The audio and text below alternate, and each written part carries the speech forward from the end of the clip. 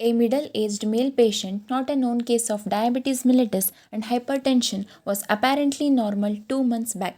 One day, suddenly he met with an electric shock, and later he started developing altered consciousness, pain in the nape of neck, which is associated with tingling sensation of both arms, giddiness, and headache. For all these complaints, initially he got admitted to nearby hospital and took treatment, but patient did not get much relief.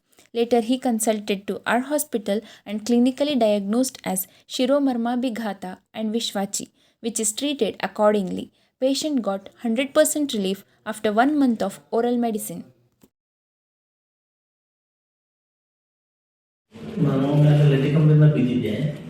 ಬೇರೆ ಕಡೆ ನಾವು ಎಲ್ಲ ಕಡೆ ತೋರಿಸಿದ್ದೆ, ಕಮ್ಮಿ ಅನಿಸಲಿಲ್ಲ. ನಾವು ಇಲ್ಲಿ ಆರೋಗ್ಯ ಆಸ್ಪತ್ರೆಗೆ ಬಂದ್ವಿ. ಸಿದ್ದು ಮೂಡಿಸ್ಬೇಕು ನಮ್ಮೊಂದು 1 ಲೀಟರ್ ಕೊಟ್ಟಿದ್ರು ಬೇರೆ ಕಡೆಯಿಂದ ನಮ್ಮ ಕಾಂಟ್ಯಾಕ್ಟ್ಗೆ. ಅವ್ರ ಕಡೆಯಿಂದ ಬಂದ್ವಿ.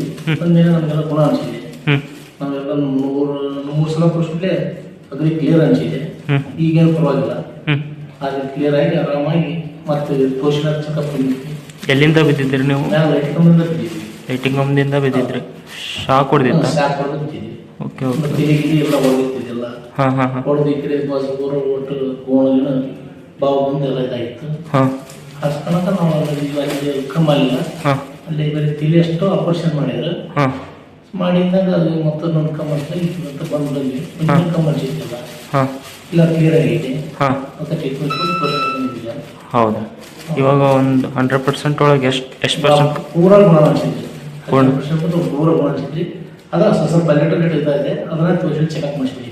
ಹಾಂ ಹಾಂ. ಹೌದು.